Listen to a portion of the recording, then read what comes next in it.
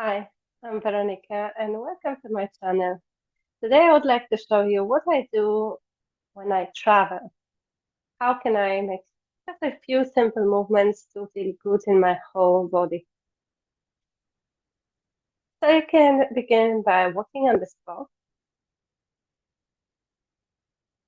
so that you find the best stance for yourself. Once you find it, check that you don't stiffen your knees, that there is some space in the knee joint, and you can shift the weight between the toes and the heels a couple of times. And then you can even move your weight to the outer edge of one foot, outer edge of the other foot, alternating, mobilizing the ankles in this way. Then you can lift the heel, keep the toes on the ground, and make some ankle circles, which actually help you to move all the other joints all the way to the hip. Try it on both sides, and don't rush through it.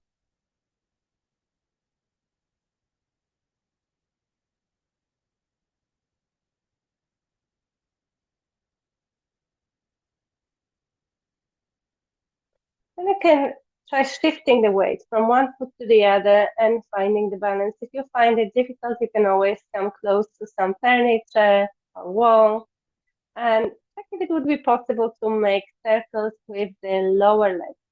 So the knee stays still while the lower leg draws circles in the air.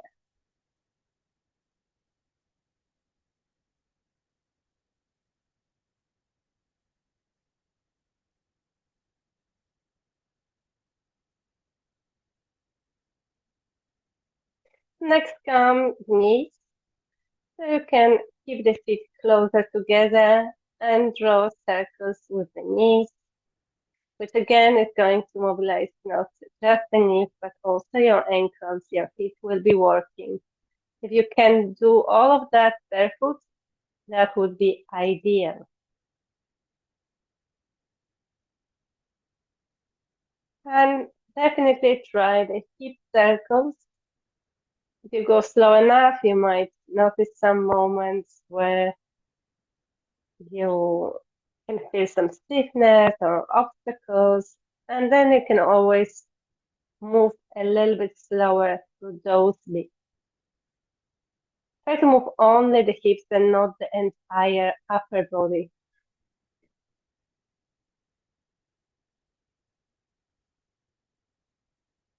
And you can keep going if you have more time, or it can be shorter. And you can step back with one of the feet and keep the heel up in the air. Try to find some looseness in the hips and in the legs, some bounciness there. And you can let the heel drop away towards the floor. And you might feel it not just in the calf, but also in front of the thigh, in the hip extensors, in the psoas. So only that heel, that back heel dropping away to find a little bit more space and length.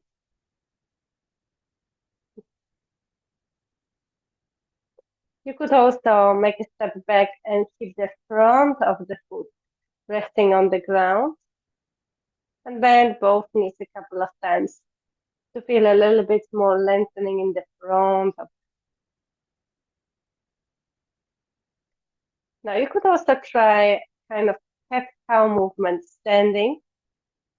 You can imagine that you're hugging a big beach ball as you round the spine together with the movement of the pelvis. So you create this C-shaped letter.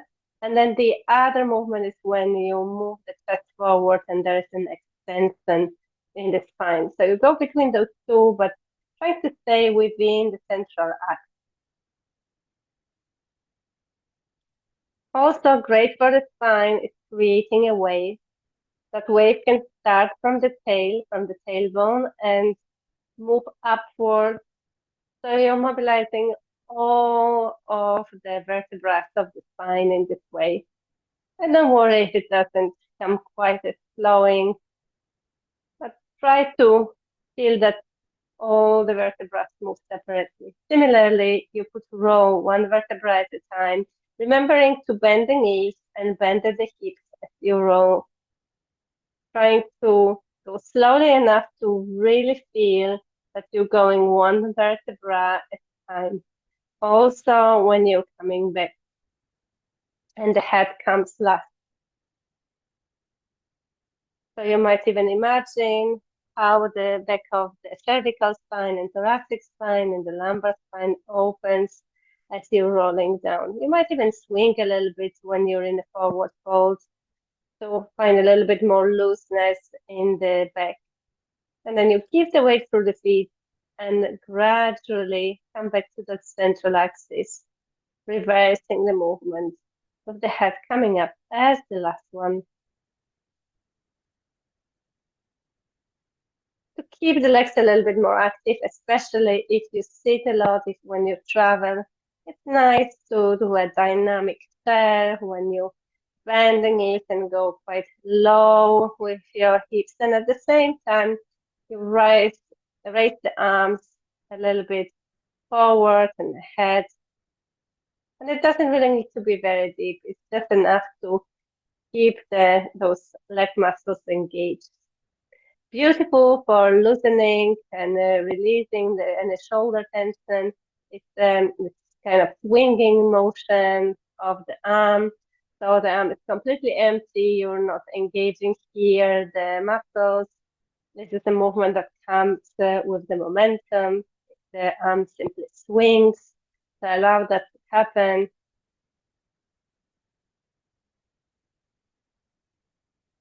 And then you can combine those two, alternating between the right and left arm.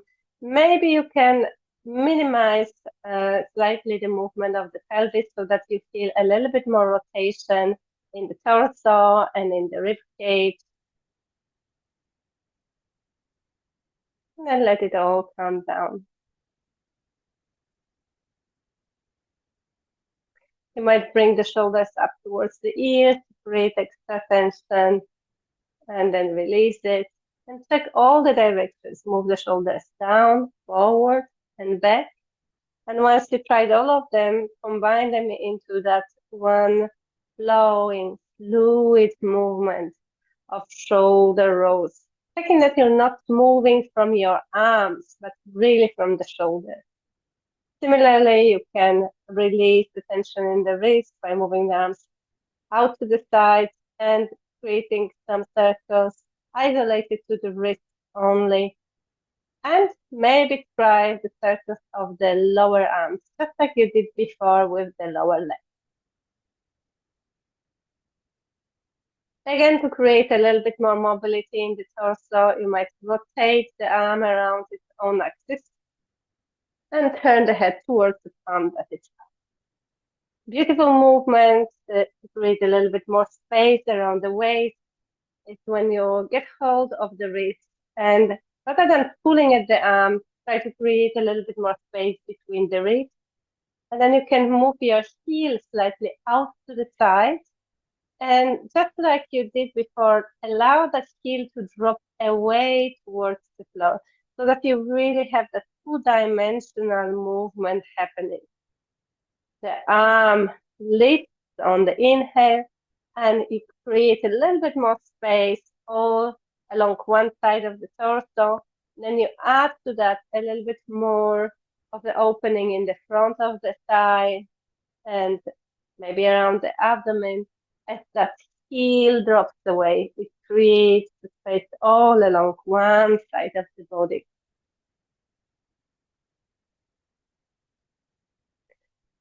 You could come towards the close by bouncing. You don't really need to lift the heels. There's this bouncy movement happening where the whole body is really loose, like a rag doll. You could combine it with folding forward a little bit, or you could keep it all within the central axis, as you prefer. And you could carry on with that movement for a longer while. Usually takes some time for the fascia to release through that beautiful, very relaxing movement. You can keep going for quite a while, finding your pace, finding your rhythm, maybe even sighing or breathing a little bit deeper as you do that. It's nice to pause as well from time to time just to check how the body feels. You can also swing around your own axis. It might involve lifting the heel off the ground or not. It's entirely up to you. Find your distance. The arms are completely empty, so you're not trying to move the arms. They move only because of the momentum. And again, it's a beautiful movement for the spine, for releasing the whole back. You could do it slower or faster, more or less dynamic, entirely up to you. You could also stand a little bit wider and create this kind of number 8 or infinity sign with your tailbone, drawing that symbol of infinity sign on the ground with the tailbone. And if you want, you can add to that drawing the similar sign in the air in front of you with your arms. And you can play a little bit with moving in different directions, swapping the directions. It's also very nice exercise for your brain. You're moving the shoulder girdle, the pelvic girdle at the same time.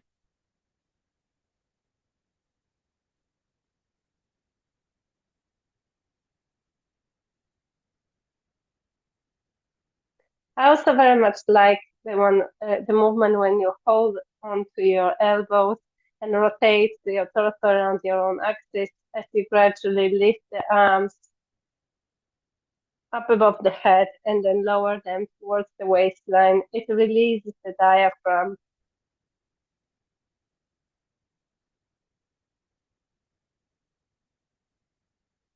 But most of all, remember to pause at the end of all of it to feel the ground underneath the feet.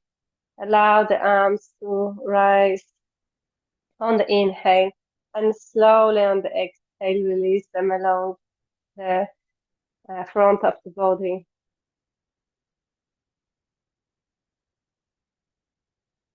You could repeat that a couple of times.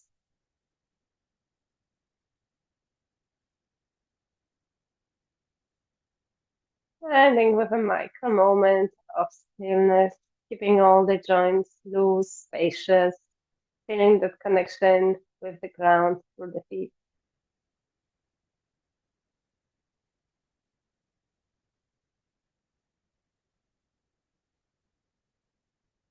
I hope you enjoyed it. See you next time. If you suffer from chronic pain and need a tool that will help you to decrease the intensity of that sensation right at the moment when you experience it, I invite you to download for free my first aid for pain. It's a 7-minute long audio recording, which you can get from my website. I link it here and also in the description of this video.